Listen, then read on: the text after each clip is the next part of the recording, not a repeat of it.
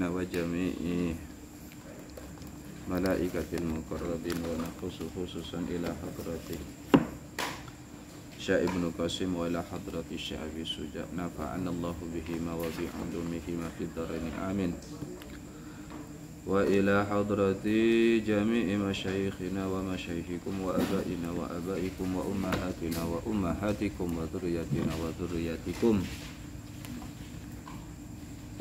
wali salamati ajsadina wali salamati qulubina wali salamati imanina wali salamati islamina wali barakati ulumina wali barakati arzakina wali barakati mahatina fatihatil Qur'an bisirri asraril Fatihah. A'udzu billahi minasyaitonir rajim. Bismillahirrahmanirrahim. Alhamdulillahirabbil alamin. Arrahmanir rahim. Maliki yaumiddin. Iyyaka na'budu wa iyyaka nasta'in. Ihdinas siratal mustaqim. Siratal ladzina an'amta 'alaihim ghairil maghdubi 'alaihim waladdallin. Bismillahirrahmanirrahim. Alhamdulillahirabbil alamin. Allahumma shalli wa sallim ala sayyidi wa habibi wa tabibi qalbi wa jasadi wa ruhi sayyidi Rasulillah Muhammad ibn Abdullah as-Sadiqil Amin wa ala alihi wa sahbihi ajma'in. Amma ba'du. Santri putra putri yang saya cintai dan yang saya banggakan, kita ngaji Fathul Qarib ya. Dilanjutkan pasal wasolatul kusuf.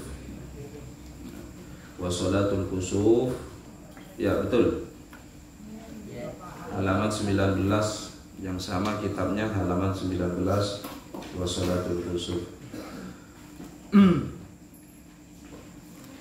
Faslun wasolatul kusuf lisyamsi.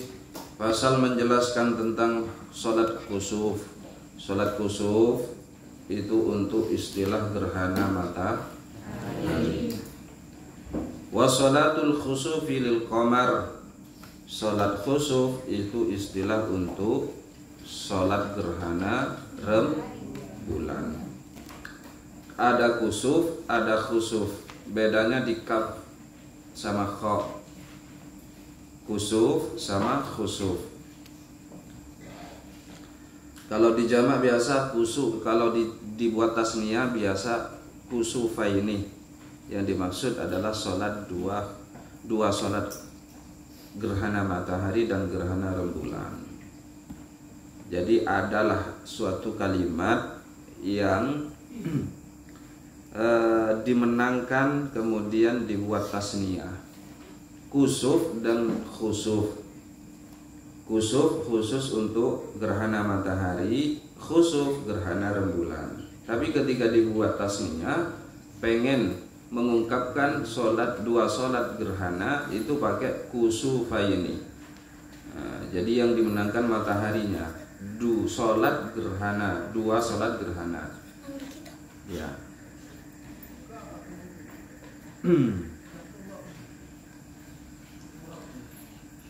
Sunnatun mu'akkadatun, hukumnya sunnah mu'akkad, sunnah yang sangat dikuatkan. Jadi ada nilai lebih dalam penekanan pelaksanaan sholat kusuf dan khusuf. Ini namanya sunnah mu'akkad. Fa in fatat hadhihi sholatu lam tuqdha. Namun apabila sholat kusuf atau sholat khusuf ini kita tinggalkan, itu tidak disyariatkan untuk diqadha. Beda dengan sholat-sholat sunnah yang lain, seperti sholat sunnah mu'akkad, sholat sunnah rawatib. Itu kalau kita sudah terbiasa melakukan sholat sunnah rawatib, ketika kok kita tidak sempat untuk melakukan, artinya karena kesibukan misalkan akhirnya nggak sempat sholat sunnah rawatib, itu disyariatkan untuk diqadha. Tapi kalau sholat sunnah mu'akkad yang berupa sholat khusuf atau sholat kusuf, ini tidak disyariatkan untuk diqadha andai saja kita tidak melakukannya. Paham ya? Biasa saya di pondok dulu sering, karena memang sering kemarau panjang kan, jadi ada pelaksanaan sholat kusuf. bukan, itu sholat istisqa, maksudnya gerhana matahari. Nah, itu sering kita lakukan dulu di pondok. Sholat kusuf sering kita lakukan di pondok pesantren dengan instruksi dari masyayikh bagi semua santri. Besok diharap untuk melakukan sholat kusufus syams, sholat gerhana matahari. Jadi ngumpul semua di lapangan, sholat sunnah, sholat gerhana matahari. Ailam yusra' qada'uha, maksudnya tidak disyariatkan untuk mengqadha. Kalau sudah tidak dilakukan ya sudah, tidak ada keharusan atau kesunahan untuk mengqadha. Wa yusalli li kusufi syamsi wa khusufil qamari rak'ataini, jumlahnya rakaat pelaksanaan salat khusuf atau salat kusuf itu 2 rakaat. Tata caranya yuharrimu biniyati sholatil kusuf. Pertama takbiratul ihram dengan niat sholat kusuf gerhana matahari. Berarti usolli sunnatan li kusufi syamsi misalkan. Rakaataini ma'muman lillahi ta'ala jika jadi makmum. Jika jadi imam, usolli sunnatan li kusufi syamsi rakaataini imaman lillahi ta'ala. Rakaataini imaman lillahi ta'ala. Gitu ya. Belum pernah ya di sini ya? Belum. Nanti ya. Kalau gerhana matahari dipraktekkan, kalau gerhana rembulan dipraktekkan. Nggak usah nunggu nggak usah nunggu instruksi Pak Yai, karena waktu kita kan banyak. Jadi ada kesempatan yang senior-senior untuk pimpin adik-adiknya untuk melaksanakan sholat kusuf, sholat khusuf. Ya, Huri mana Huri? Tidak hadir Huri. Oh, mana Huri? Kemana Huri? Hah? Antar? Oh, antar Gusnanda. Tata caranya kita pelajari malam ini. Kemudian kalau sudah arti bahasaannya gerhana rembulan atau gerhana matahari kita praktekkan. Tidak usah nunggu instruksi Pak Yai, karena kita sudah belajar, sudah ada tuntunan, ada kesempatan, tidak sibuk. Sebagai senior kasih pengarahan pada adik-adiknya. Keren kan? Fatihatul Quran melaksanakan sholat kusufi syams, atau Fatihatul Quran pondok pesantren Fatihatul Quran melaksanakan sholat apa? Khusufil qamar, sebagai salah satu bentuk kepedulian. Nah, begitu kan nantinya kita sebar supaya jadi contoh yang baik di masyarakat Kolaka, kan begitu ya enggak?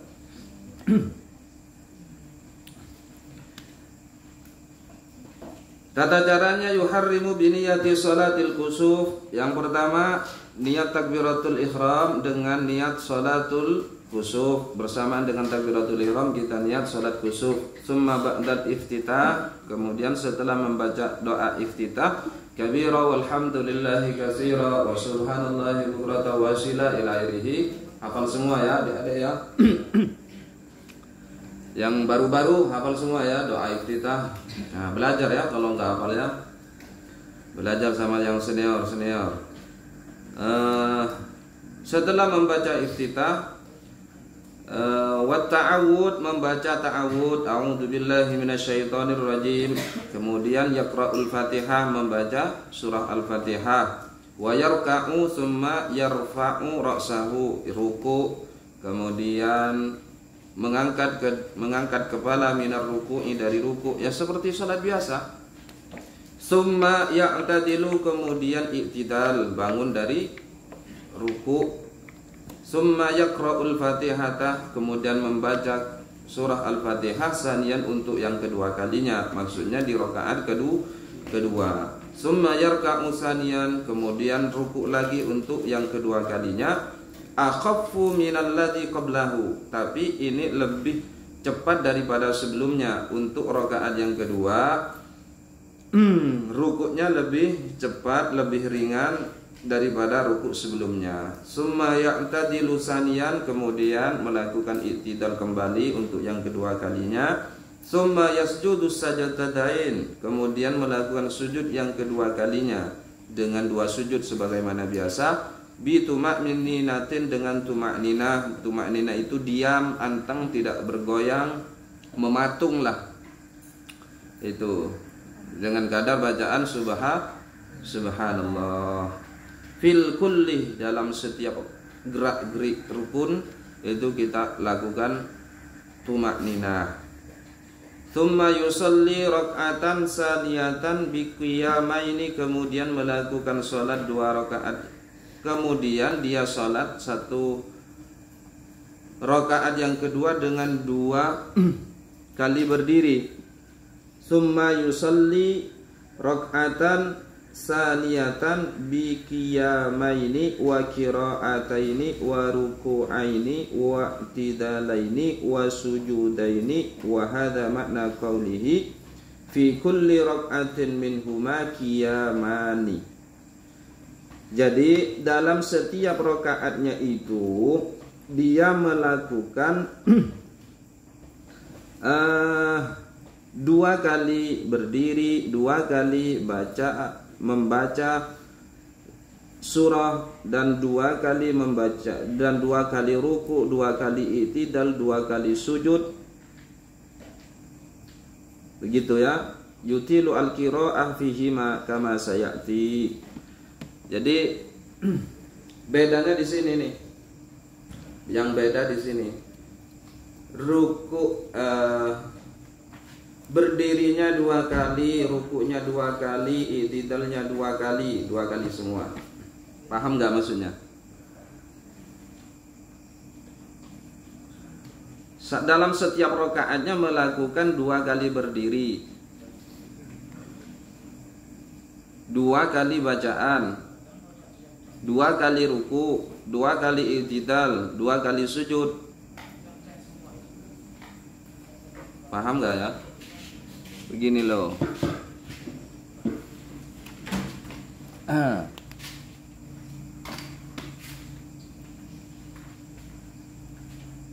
Allahu Akbar gini ya.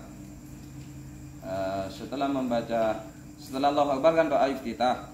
Setelah doa iftitah apa? Ta'awudz. Setelah ta'awudz Fatihah. Setelah Fatihah surah-surah ya. Surah-surah. Setelah baca surah ini kita ruku nih. Ini berdiri yang pertama sudah. Ini dihitung berdiri yang pertama. Kita ruku. Begini kan? Ini ruku yang pertama. Kemudian kita i'tidal. I'tidal yang pertama. Baca lagi. A'udzubillahi minasyaitonirrajim. Bismillahirrahmanirrahim. Alhamdulillah, Fatihah, surah. Kemudian ini berdiri yang kedua. Ruku lagi. Ini ruku yang kedua. Sami Allah liman hamidah. I'tidal yang baru sujud. 2 kali berdiri, 2 kali ruku, 2 kali i'tidal, 2 kali sujud. Kalau sujud seperti biasa. Bedanya di waktu berdiri ada 2 kalinya. Berdirinya 2 kali, rukuknya 2 kali, i'tidalnya 2 kali. Apalagi sujudnya 2 kali. Paham ya?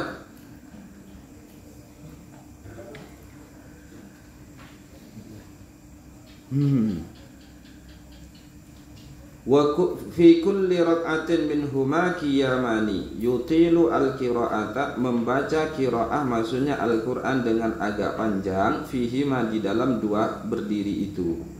Kama sayati, sebagaimana keterangan yang akan kita bahas nanti.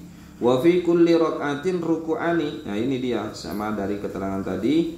Dalam setiap rakaat 2 ruku. Yutilu at-tasbiha fihima dunas sujud. Membaca tasbih agak panjang bukan di waktu sujud, tapi di waktu ruku. Ya minimal pembacaan tasbih itu yang disyariatkan atau disunnahkan kesempurnaan baca tasbih itu 11 kali. Nah, itu baca semua enggak apa-apa.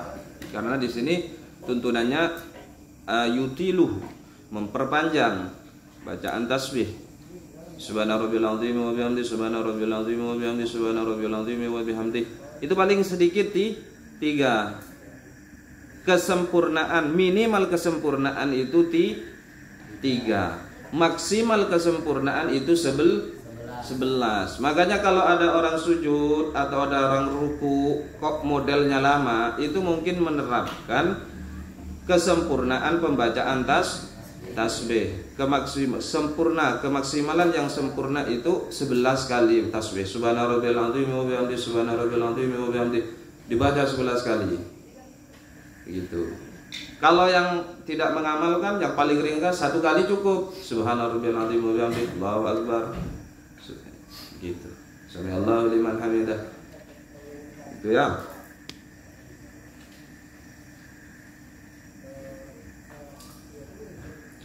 Fala yatuluhu wa huwa ahadu wajhaini. Maka dalam masalah pembacaan tasbih di waktu sujud itu tidak usah diperpanjang. Ini salah satu pendapat dari 2 pendapat. Akan tetapi lakini sahihu annahu yatuluhu. Akan tetapi qaul sahih itu berpendapat panjang.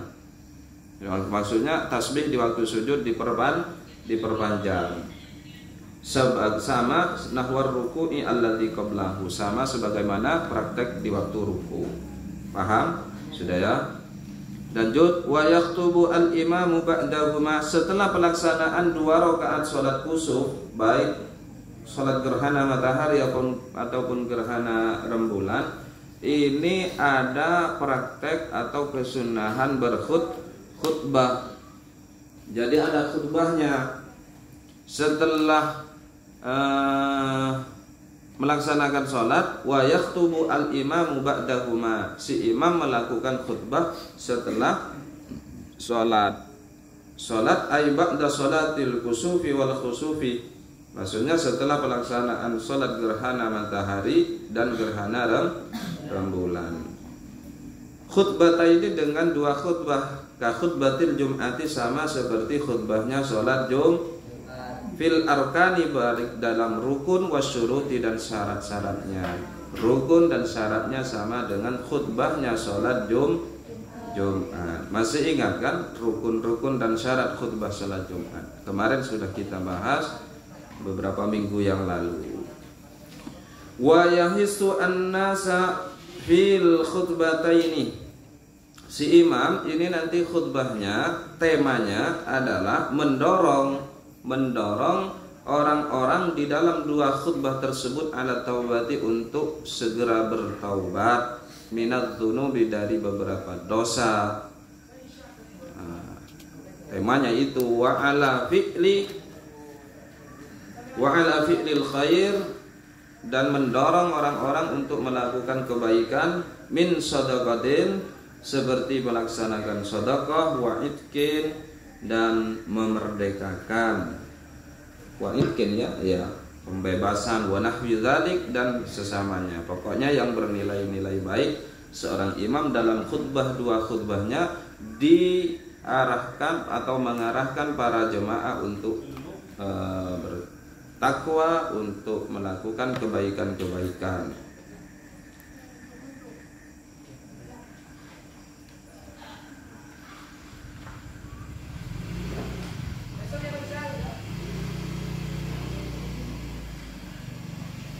Wa yusirru bil qiraati fi kusufi syamsi, dan membaca sir di waktu pelaksanaan sholat kusuf, sholat gerhana matahari, kan waktu siang ini ya, siang. Pelaksanaannya siang. Ini kesunahannya atau aturannya adalah mengsirrikan, tidak menjaharkan. Jadi jangan dibaca keras kalau sholatnya sholat kusuf atau gerhana matahari. Wa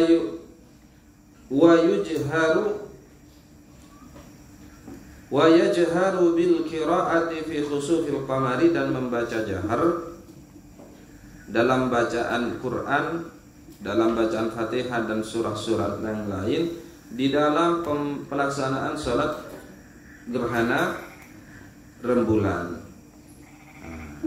Kalau gerhana matahari bacanya sir, kalau gerhana rembulan bacanya jahar, dikeraskan begitu maksudnya. Ya, di waktu baca Fatihah dan surat-surat Al-Quran itu dibaca keras. Sudah.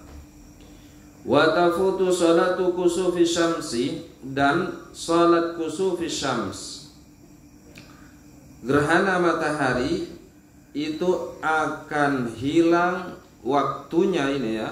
Waktu pelaksanaan salat kusuf, salat gerhana matahari akan hilang bil injilai lil munkasafi, dengan terungkapnya, dengan terbukanya, dengan sembuhnya matahari yang sedang gerhana tadi, tersikap sudah.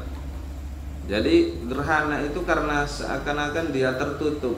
Seakan-akan dia tertutup. Kalau tertutupnya ini sudah pulih kembali, maka kesunahan untuk melaksanakan sholat gerhana matahari sudah tidak ada lagi. Paham? Wa bi ghurubiha kasifatan, dan dengan terbenamnya matahari dengan keadaan sudah tidak lagi tertutup, gitu ya. Oh bukan, wa bi ghurubiha kasifatan, dan dengan sebab terbenamnya matahari meskipun keadaannya masih gerhana. Paham enggak? Matahari sudah ada di penghujung, dia sudah mau terbenam. Nah, tapi kondisinya belum pulih. Dengan terbenamnya matahari yang belum pulih ini, waktu pelaksanaan sholat gerhana matahari sudah tidak ada. Wa tafutu salatu khusufil qamari bil injilai wa tulu'i syamsi la bi tulu'il fajar wala bi ghurubihi khasifan fala tafutu salatu. Sekarang waktu pelaksanaan sholat gerhana rembulan itu akan habis dengan injila, dengan terangnya kembali, sembuhnya kembali, pulihnya kembali, tidak lagi gerhana. Ya sudah, kalau sudah tidak lagi gerhana ya nggak usah sholat khusuf, karena waktunya sudah nggak ada, sebabnya sudah tidak ada. Dan juga penyebab kedua, waktu sudah tidak ada lagi pelaksanaannya ketika sudah tulu isyamsi, matahari sudah terbit. Matahari sudah terbit, maka pelaksanaan sholat khusuf sudah tidak ada. La bitulu'il fajri, tidak dengan sebab munculnya fajar.